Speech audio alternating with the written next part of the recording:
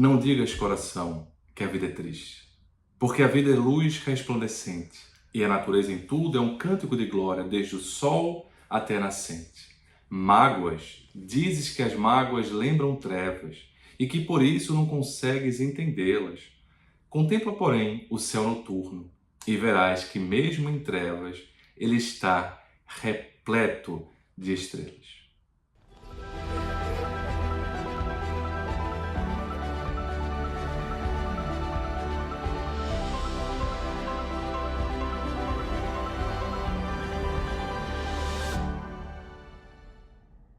Os versos são de Maria Dolores, na poesia Vida, de Chico Xavier, no qual ela arremata a ideia de que a dor é uma bênção de Deus em qualquer parte, porque ela nos mobiliza uma mudança. E nos versos iniciais que eu trouxe como reflexão, ela traz a presença da dor através da mágoa. A mágoa como sendo uma mensageira de algum aprendizado, mas uma mensageira indigesta, uma mensageira que traz angústia, uma mensageira que traz a ideia de que não há uma luz, de que estamos em uma escuridão, a escuridão que é a própria raiva. A raiva traz uma emoção, né, traz uma sensação muito pesada, uma sensação desprazerosa. A raiva faz com que a gente possa ter atitudes um tanto quanto irracionais, não pensadas, no sentido de destruição. Mas às vezes a raiva ela é mais elaborada e ela vem com um requinte humano de planejamento. A raiva mais elaborada, ela vem ali sobre duas perspectivas principais. A mágoa, da qual Maria Dolores se vale para poder refletir, né, na poesia Vida.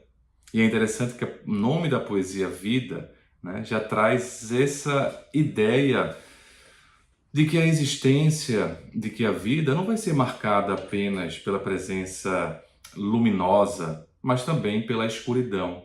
E que às vezes a escuridão é aparente, porque dentro da escuridão há pontos cintilantes que nos norteiam a trajetória. Então, nesse fato básico da vida, a mágoa é trazida por Maria Dolores como sendo uma iniciadora, de certo modo. E a gente vai querer pensar no episódio de hoje, né, nessa palestra de hoje, nessa conversa de hoje, justamente sobre a ideia do auto-perdão e do perdão, né? A ideia da conciliação. Concilia-te, trazendo uma mensagem, né, que Jesus nos fala e que Mateus escreve no seu Evangelho. A conciliação, né? Concilia-te traz a ideia de divisão, né? A gente precisa conciliar aquelas energias que são antagônicas, aquelas energias que são opostas, que nos trazem consequências às vezes muito dolorosas. Então, por meio dessa separação, por meio dessa divisão, por meio dessa fissão que produz essa adversidade, gerando na vida adversários e fazendo com que a gente às vezes se coloque na posição também de adversário do outro, está muito essa emoção de mágoa e também uma outra emoção que traz a raiva com um desdobramento, que é a culpa. Então, se a gente puder pensar de forma didática, e aí eu remeto vocês a uma temporada de websérie que nós fizemos também pela TV da Mansão, que está no Espiritismo Play, né? Como lidar com as emoções, em que a gente passeia um pouco sobre cada emoção. E hoje eu vou pensar, né, algum conceito que a gente trouxe lá nessa websérie, que é a raiva é uma emoção básica, uma emoção que todos nós temos, os animais têm, e que tem uma função protetora, uma função de nos proteger, né, enquanto animais. Então a raiva faz com que a gente se proteja. E todos nós sentimos raiva, porque é uma emoção básica, assim como o medo, assim como tristeza, assim como alegria, assim como o nojo, assim como a surpresa. A raiva é uma das 6 emoções básicas, segundo a classificação mais mais divulgada, né? Mais consensual do Paul Ekman. Só que quando a gente sai da esfera, digamos assim, dos animais em geral e entra na animalidade, digamos, do ser humano, a gente tem algo a mais, né, que é a capacidade do raciocínio, a capacidade da razão. Então, se no animal você tem ali um princípio inteligente, segundo a visão kardeciana, ou a visão do Livro dos Espíritos, esse princípio inteligente ganha o seu requinte, como por exemplo a questão da consciência no ser humano, na alma, com características humanas, e aí não é a característica necessariamente externa da indumentária humana que nós estamos acostumados com neste planeta Terra, mas essa característica humana no sentido de racionalidade, no sentido da razão, no sentido de tomada de consciência. Então, quando passamos a analisar as emoções em nós saímos daquela emoção básica, raiva, e essa emoção básica, raiva, é transformada em uma emoção mais complexa, as chamadas emoções complexas, que são emoções que misturam emoções básicas com alguma interpretação. Então, a raiva, ela, ao se transformar em mágoa, ela se junta ali com a tristeza. Então, quando eu estou magoado, quando eu estou com a presença da mágoa em mim, eu estou sentindo algum nível de raiva e algum nível de tristeza, porque eu estou desapontado. Aí vem a questão racional. Eu estou desapontado, eu estou decepcionado com algo ou alguém, porque eu posso sentir mágoa de uma instituição, como também posso sentir mágoa de uma pessoa, né? Sentir mágoa da humanidade, de forma geral, mas sentir mágoa de um fato e de uma pessoa específica. Então, quando eu estou magoado, eu estou com raiva e estou também sentindo tristeza, porque eu estou decepcionado com algo ou alguém. Então, é uma raiva e uma tristeza direcionada a uma pessoa, né? Ou seja, externo a nós. Quando, porém, eu estou sentindo culpa, eu também estou sentindo raiva, eu também estou sentindo tristeza.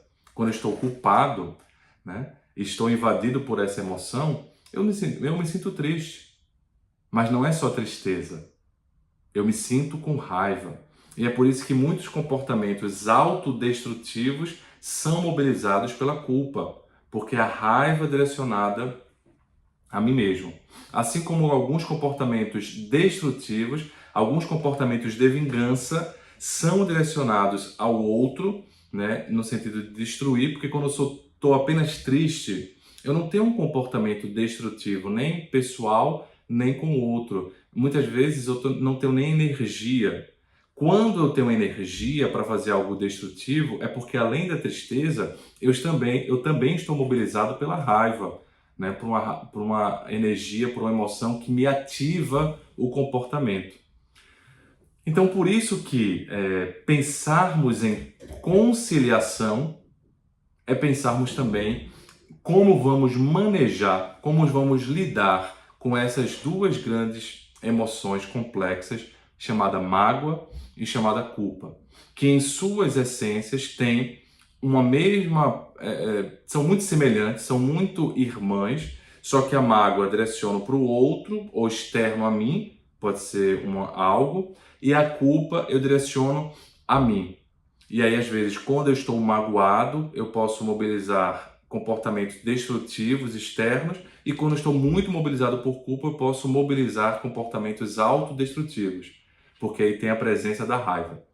E aí eu abro, né, como eu vou mostrar nos slides, o capítulo 5, versículo 25 do Evangelho de Mateus, em que Jesus fala: concilia-te depressa com o teu adversário, enquanto estás no caminho com ele, para que não aconteça que o adversário te entregue ao juiz e o juiz te entregue ao oficial de justiça e te encerrem na prisão. É muito simbólica essa frase, né? E essa passagem, porque assim como amai a Deus sobre todas as coisas e ao próximo como a si mesmo, como a ti mesmo, envolve um binômio, né? O outro e nós, aí também, veja que ele começa, concilia-te, ou seja, concilia a ti mesmo. É algum nível de conciliação que a gente pode fazer conosco. E aí vem, concilia-te depressa com o teu adversário. E aí direciona esse movimento de conciliação, né, que a gente pode fazer com o adversário externamente. Então veja que quando eu faço o movimento de conciliação interno, eu vou fazendo automaticamente um movimento de conciliação externo. Quando eu vou fazendo um movimento de conciliação externo, eu também preciso fazer esse movimento de conciliação interno. E esse movimento de conciliação envolve o que a gente chama de perdão e auto-perdão. O perdão, quando eu consigo lidar de forma saudável, construtiva, com a mágoa. Ou seja, eu consigo perdoar algo ou alguém que me magoou, que me atingiu, que fez algum equívoco para comigo. E o auto-perdão, quando eu consigo trabalhar de forma saudável, de forma madura, a culpa que eu sinto para comigo. Então, isso vem de uma forma muito junta, de forma muito conciliada. Por quê? Porque muitas vezes esses movimentos, né, de divisão, esses movimentos de embate destrutivos, eles mobilizam, né, uma adversidade. Então veja, o adversário vem por uma adversidade e às vezes eu também sou o adversário do outro, sem me perceber. O outro me vê como um adversário. Então é um movimento que envolve uma harmonização. E aí, acaba que, quando eu me sinto culpado, como é que eu vou, Léo, me sentir bem, né? Quando eu estou mobilizado por culpa, se eu sei que eu fiz algo de ruim. E é interessante que a gente possa perceber que eu não estou falando apenas do amor, compaixão. Porque o amor, compaixão, para o outro e para comigo, compaixão e autocompaixão, ele não necessariamente vai envolver um equívoco. Agora, perdão, auto-perdão, conciliação vai envolver sim algum equívoco. E é nesse sentido que a gente vai direcionar, porque a gente está direcionando o raciocínio a partir de uma mensagem que Emmanuel muito bem analisa essa passagem de Jesus. Então aqui existe o equívoco, aqui existe o erro de fato, aqui existe a adversidade de fato e não é apenas uma interpretação. Por que eu estou colocando isso? Porque existem pessoas que são muito críticas consigo mesmas e facilmente se sentem culpadas, mesmo que não tenham culpa no cartório. Ou seja, mesmo que não tenham culpa de fato. E aí não é muito auto-perdão, é mais a autocompaixão, porque ela cria equívocos para ela própria onde não tem. Como também existem pessoas que facilmente se decepcionam com os outros e os outros às vezes nem fazem algo ruim para com elas, né? Às vezes o outro só tem um pensamento diferente dela, né? Porque a gente está cada vez mais numa associação de né? A gente não está conseguindo conviver com pensamentos diferentes e aí entra a belicosidade. E às vezes não é que o outro é que se equivocou, no sentido de fazer algo diretamente conosco, mas a gente fica magoado porque fica decepcionado. A gente idealiza, sonha um outro que cabe no meu molde. E se ele não tiver o molde que eu acho que ele deve ter, aí eu fico muito enraivecido, fico muito magoado. Por isso que a Maria Dolores, logo depois do verso da mágoa, ela traz a ideia de que sonhos, dizes que os sonhos são feridas, qual picada de espinhos agressores. Contempla, porém, o verde das árvores quando estão podadas, e verás que, mesmo em feridas, elas estão repletas de flores. Então, vem muito junto, né, a sensação de raiva, de mágoa, de culpa, com quanto eu cobro de mim mesmo, culpa, e quanto eu cobro do outro, mágoa. Porque se eu cobro muito do outro, a tal ponto que ele tem que ter o molde que eu acho que ele tem que ter, os pensamentos que eu acho que ele tem que ter, aí provavelmente eu vou ficar me sentindo muito magoado, com muita raiva direcionada ao outro por muita facilidade. Porque eu acho que ele tem que ser o líder que diz tal coisa. Eu acho que ele tem que ser o líder que não diz tal coisa. Ou seja, eu não quero fazer, né, uma percepção de liderança desde que ele seja do jeito que eu penso que eu quero. Aí é outra questão. Aí eu preciso dar um pouco mais de compaixão, de amor. Aqui não, eu estou falando de uma situação que existe uma adversidade, né? Por isso, adversário, existe de fato uma adversidade, um equívoco, né? E aí isso é que mobiliza a raiva com culpa e a raiva com mágoa. Então o que é que Emmanuel vai dizer, né, nesse próximo slide, na mensagem 120 de um livro chamado Pão Nosso, editado pela FEB Editora. E aí eu faço uma ressalva de que esse livro, não uma ressalva, um destaque, de que esse livro Pão Nosso é assim, um dos livros, né, a coleção Fonte Viva toda de Chico Xavier, né, a partir da inspiração do Espírito Emmanuel, me parece uma coleção de obra-prima, né? Mas especialmente o Pão Nosso, impressionante. Eu queria compartilhar com você quantas vezes eu não estive me sentindo angustiado, entristecido com essas questões da mágoa, da raiva, da culpa, da tristeza, do medo, do desânimo, tantas angústias. E aí pude abrir a esmo, né, o livro Pão Nosso especialmente, os outros também, mas especialmente Pão Nosso, abri a esmo, ou seja, aleatoriamente, e vi uma mensagem que era certeira para o ponto que eu estava passando, que eu estava necessitando refletir e aprender. Então é por isso que também compartilhando nessa websérie Jesus e Saúde Mental, a gente vai trazer de vez em quando algumas dessas passagens que me tocaram e me tocam muito no sentido de trazer muitos ensinamentos. E uma delas é essa. E especialmente esse trecho que eu acho que traz a alma da mensagem. Faze o bem que puderes, enquanto palmilhas os mesmos caminhos. Porque se for o inimigo tão implacável que te busque entregar ao juiz, de qualquer modo terás igualmente provas e testemunhos a apresentar.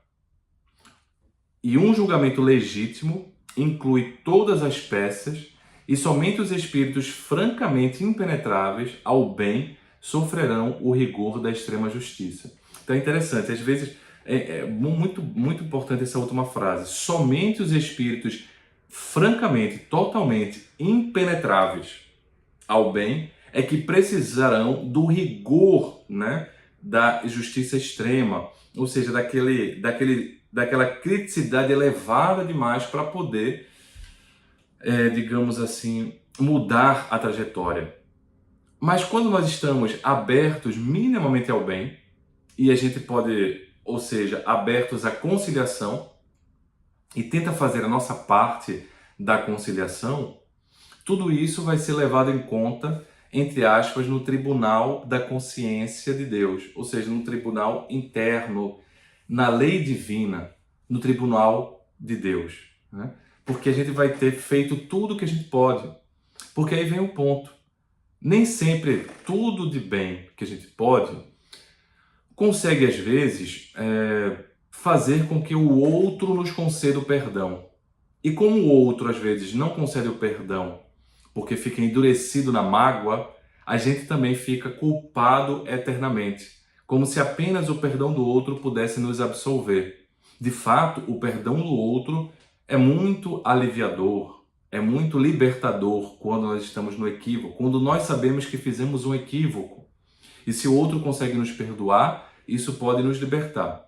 Mas não é uma questão sine qua non, porque às vezes o outro perdoou a gente, mas a gente fica se martirizando. O outro já nos absolveu, mas a gente fica se martirizando. Então nem sempre o perdão do outro faz com que, né, ou seja, o perdão que o outro tem da mágoa que ele sente para conosco de um equívoco nosso, faz com que a gente diminua a nossa sensação de culpa. E por isso que o trabalho do auto-perdão não necessariamente depende do perdão do outro.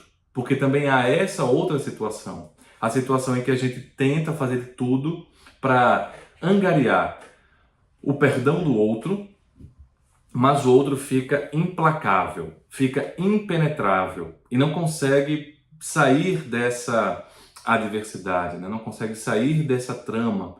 E aí a gente pode pensar nessa perspectiva que eu acho também muito libertadora. Trabalhar o auto-perdão, sabendo que a gente pôde fazer o máximo de bem que estava ao nosso alcance, direta ou indiretamente para a pessoa que foi atingida anteriormente por nós. E é curioso que, como muitas vezes essa relação que se estabelecia entre duas pessoas não exige apenas um algoz, é muito comum que não tenha sido só você que errou 100%. O outro, nessa relação, qualquer que seja, é muito provável que ele também tenha tido a contribuição dele para que o equívoco, o erro, o hediondo acontecesse, e não apenas você. Mas ele, às vezes, por ser tão impenetrável a justiça, né, ou seja, a mudança, ele entra no caminho da vitimização, de jogar toda a encrenca, todo o hediondo, todo o equívoco para você. E como você está mais aberto ali à mudança, você tende a sentir com mais facilidade a culpa. E aí fica preso na culpa, se martirizando, e o outro nunca vai mudar. Porque por mais que você faça o bem para tentar diminuir a tua parcela no equívoco, se ele não tiver aberto também à mudança, aberto à conciliação, vai ficar um eterno pagamento de dívida e ele nunca vai se saciar. E aí é onde precisa dessa virada de chave. A gente fazer o bem que a gente pode, independente de o outro nos conceder ou não esse perdão, porque a gente fez a nossa parte. E aí completa Emmanuel, trabalha, pois, quanto seja possível no capítulo da harmonização. Mas, se o adversário te desdenha os bons desejos, concilia-te com a própria consciência e espera confiante. Eu queria ler de novo. Trabalha, pois, quanto seja possível no capítulo da harmonização, para diminuir as adversidades e fazer com que o outro não seja o teu adversário e nem você seja adversário dele. Mas se o adversário te desdenha os bons desejos, dizendo que você é uma fingida, um fingido, dizendo que você na verdade é uma capa, é um farsante, um impostor, algo do tipo, e que isso é só para poder ser bonzinho, concilia-te com a própria consciência. Tem paciência e espera confiante, porque você fez a sua parte. Você não precisa necessariamente que o outro consiga enxergar isso para você mover o barco. Concilia-te com o teu adversário enquanto estás a caminho com ele. Ou seja, faz o bem que seja possível. Se você fez um equívoco, não aumenta mais ainda o equívoco sem admitir a sua culpa. Porque é que as pessoas fazem? Entram mais ainda na mentira, né? Na vingança, na revanche. E aí ficam criando um lodo gigantesco. Óbvio que você precisa dar o limite. Sim, precisa dar o limite, porque às vezes o outro, por se vitimizar tanto, aumenta a tua dor, aumenta a tua pena, coloca ainda mais peso nos teus ombros. E aí você precisa dar um limite, sem sombra de dúvida. Mas que esse limite não seja sujando a sua mão, a tua mão, com a mesma lama que o outro ainda quer continuar. Esse é o drama, por exemplo, das obsessões. E aí a gente está falando da relação desarmônica, de adversidade, que é uma relação obsessiva, né, entre encarnado com encarnado, como no conceito espiritista. Mas se a gente pensar, por exemplo, na obsessão clássica, né, uma relação de adversidade, uma relação não harmônica entre um desencarnado e um encarnado, a gente vai perceber que muitas vezes, e eu estou falando especialmente nessa obsessão que não é a obsessão pelo prazer, né? Ou seja, para usufruir o prazer que a vida corpórea pode dar e que o espírito ainda não consegue mais sentir, né? Ou seja, a vampirização de dependências, químicas ou dependências comportamentais. Essa traz um quê a mais de complexidade, porque tem ali, em geral, o adversário, que ao mesmo tempo que quer destruir o obsessor, o obsediado, ele o faz de uma forma mais sutil, de uma forma mais harmônica, porque está tudo muito prazeroso. E esse é um capítulo à parte, né? As obsessões em que a pessoa sente um prazer, porque é o prazer material da bebida, o prazer material de alguma dependência, de algum vício, ou o prazer material de alguma dependência sexual, de algum vício, da pornografia, enfim. Isso tudo dá muito prazer e as pessoas acabam não estando, no primeiro momento, desarmonizadas. É uma relação de vampirização. Mas a relação de vampirização vai esgotando as energias, assim como uma relação parasitária, em que o parasita vai sugando as energias do hospedeiro e vai trazendo algum adoecimento a médio e a longo prazo. Essas relações também trazem o esgotamento, mas trazem uma questão mais complexa. Eu queria trazer hoje a reflexão da obsessão mais pela vingança, em que o obsessor quer destruir logo e não tem muita paciência para cultivar uma destruição mais minuciosa, mais paciente, né? Curioso. Então essas obsessões mais de vingança, mais intensas, falam muito dessa relação. Mas é interessante que a gente possa frisar, nem todo perseguidor que você tem se torna um obsessor teu, porque a obsessão ela vai se instalar, né, quando você abre as brechas. E às vezes uma brecha é a culpa excessiva, a culpa tóxica. Então tem lá o obsessor que tem uma mágoa de você, de outras existências, porque naquela outra existência você era uma pessoa mais perturbada, e ele fica achando que você ainda é hoje o que você era em outra existência. Então ele vai, Ele vai dizer que os teus bons propósitos, os teus bons desejos são farsa, você é um impostor, né? Que isso você está se fingindo, está fazendo algo como se fosse bonzinho, mas na realidade a vida se moveu, às vezes reencarnações inteiras se moveram e você de fato já é uma outra pessoa, não completamente perfeita, mas uma outra pessoa que de fato já tenta fazer diferente. E aí, se você ficasse condicionando a sua paz, né, para o perdão do obsessor, às vezes você nunca teria. Porque às vezes é a vida inteira, uma vida inteira, que você vai tentando viver, mostrando que você é diferente, para que um perseguidor consiga se convencer depois de anos de perseguição.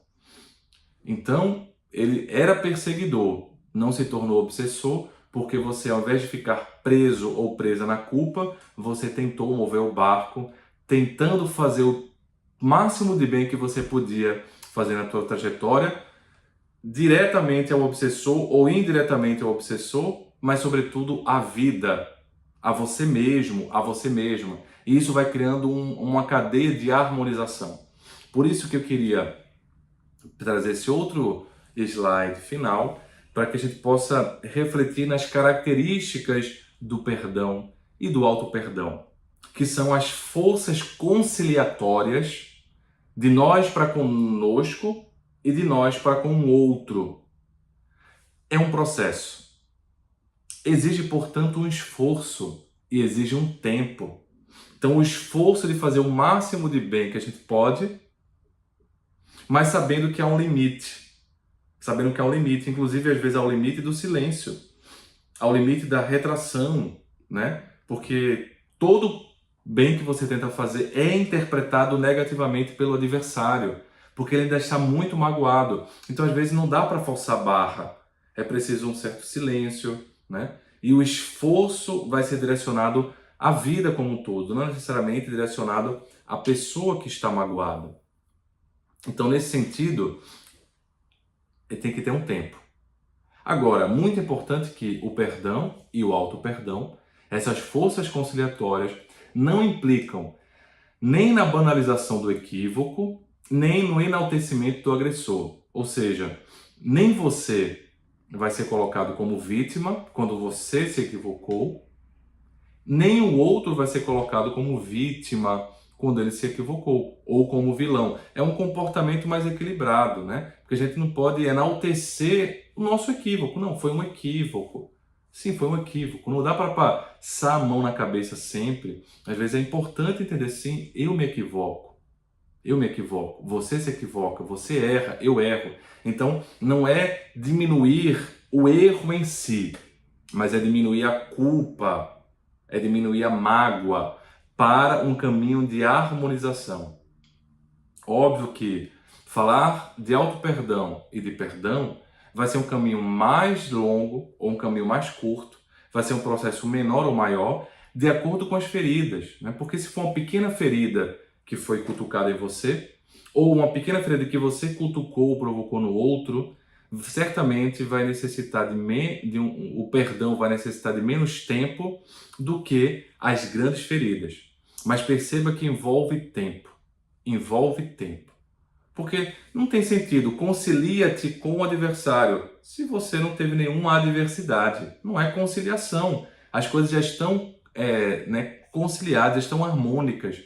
Então, a conciliação que Jesus fala e que Emmanuel traz pressupõe algum momento de adversidade, algum momento de atrito, algum momento de se tornar ali visível a mágoa e a culpa. Então, um perdão que você faz muito rápido, ou é porque a ferida foi muito pequena, é porque você está negando que sente culpa ou negando que sente mágoa, né? E às vezes nem percebendo o seu erro. Não preciso me auto-perdoar, porque eu nunca errei, então veja. Aí vem o ponto final do slide. O auto-perdão envolve humildade. Porque essa pessoa que não precisa de auto-perdão é uma pessoa que não se equivoca. Se ela não se equivoca, é porque ela está encarnada, né? Porque ela está aqui. Porque ela estaria em outro planeta, em outra existência mais evoluída. Então, se ela está, é porque ela se equivoca também. O que falta às vezes é a humildade para perceber que se equivoca. Então, humildade é a coragem de ser o que nós somos. Não é de se diminuir, nem se enaltecer. E às vezes a dificuldade de a gente perceber o nosso equívoco é também porque a gente não tem humildade de entender que a gente também se equivoca. A gente é imperfeito e como seres imperfeitos nós somos passíveis de nos equivocar. Isso não é um convite ao erro, não é um convite ao equívoco, mas é um convite à humildade de saber que por mais que a gente tente fazer o bem, a gente também dá uma farrapada, uma deslizada, faz parte do processo. Nesse sentido, outro ponto interessante que a gente pode pensar é que essa conciliação não significa esquecimento, extinção de memórias, porque é inclusive importante a memória para a gente não banalizar o erro e tentar fazer diferente, ter um aprendizado, né? Quando eu percebo que eu estou conciliado, quando estou me perdoando e perdoando o outro? Essa é uma grande pergunta, uma grande questão que, óbvio que a gente também não tem toda essa resposta. Sabe por quê? Porque a gente ainda é muito frágil, é muito pequenino. E o nosso perdão e o nosso auto-perdão também é limitado. Então a gente talvez não tenha com a psicologia positiva, até mesmo com a teologia, o entendimento profundo do que é o perdão e de quando nós conseguimos perdoar. No entanto, a gente pode ter indícios indiretos. E um dos indícios indiretos é quando eu tenho alguma memória positiva, alguma emoção positiva, eu sinto algo de positivo diante daquela situação de adversidade, porque eu percebo o aprendizado. Por exemplo, se a gente sofre algo do adversário, a gente percebe o aprendizado do tipo: felizmente, ainda bem que não sou eu que estou cometendo esse equívoco. Ainda bem que eu já estou em outro momento. É um ponto. Mas se eu percebo que eu fiz o equívoco, eu posso, por exemplo, aprender algo, que é a humildade que eu coloquei lá no final do slide. Eu percebo quão frágil eu sou. Eu vou tendo a mais próxima dimensão da minha limitação, do que eu sou, não para ficar preso na limitação, mas para criar uma certa humildade. Então veja, o equívoco que fazem conosco E o equívoco que eu faço também pode trazer algum aprendizado. Não quer dizer que o equívoco em si seja bom. Não, porque aí seria banalizar o equívoco. Mas o processo pode me trazer um aprendizado quando eu entendo que, poxa, que bom que não sou eu que estou cometendo esse equívoco.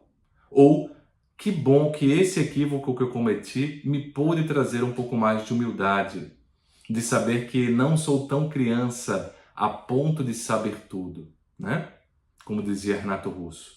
Óbvio que outros dois pontos interessantes que eu queria trazer é que pessoas queridas trazem, né, quando pessoas queridas promovem um equívoco na gente, ou a gente promove um equívoco nas pessoas queridas, isso envolve maior decepção. Então envolve mais mágoa e envolve mais culpa também.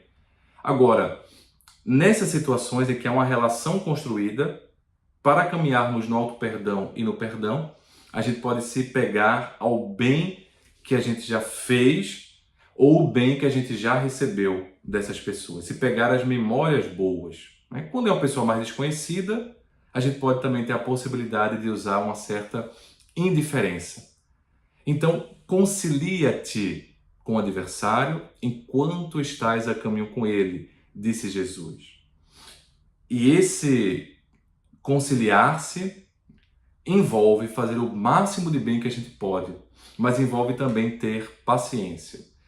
E enaltecendo ao mesmo tempo a poesia de Maria Dolores, já que a gente lembrou aqui da poesia de Renato Russo, da Legião Urbana, na música Quase Sem Querer, eu acho que traduz muito bem essa questão de a gente aprender a ser um pouco mais humilde, porque a gente sabe que não sabe tudo. A gente sabe também que se equivoca, né? Ele diz assim: tenho andado distraído, impaciente e indeciso. E ainda estou confuso, só que agora é diferente. Estou tão tranquilo e tão contente. Quantas chances desperdicei quando o que eu mais queria era provar para todo mundo que eu não precisava provar nada para ninguém. Me fiz em 1000 pedaços para você juntar e queria sempre achar explicação para o que eu sentia. Como um anjo caído, fiz questão de esquecer que mentir para si mesmo é sempre uma pior mentira. Mas não sou mais tão criança a ponto de saber tudo. Já não me preocupo se eu não sei porquê. Às vezes o que eu vejo quase ninguém vê. E eu sei que você sabe, quase sem querer, que eu vejo o mesmo que você. Nessa tumultuosa relação que envolve mágoa, culpa, mas que precisa também envolver uma conciliação, a gente fica nisso, né? Nessa sensação de que a gente está confuso, só que agora é um pouco diferente, porque eu estou começando a caminhar no processo do perdão. E nesse caminho eu entendo que eu não sou tão criança a ponto de saber tudo. Já não me preocupo, parafraseio, se eu não sei porquê. Às vezes o que eu sinto quase ninguém vê, e eu sei que você sabe quase sem querer que eu vejo o mesmo que você. A ideia de que nós podemos ser diferentes para melhor. Muita paz.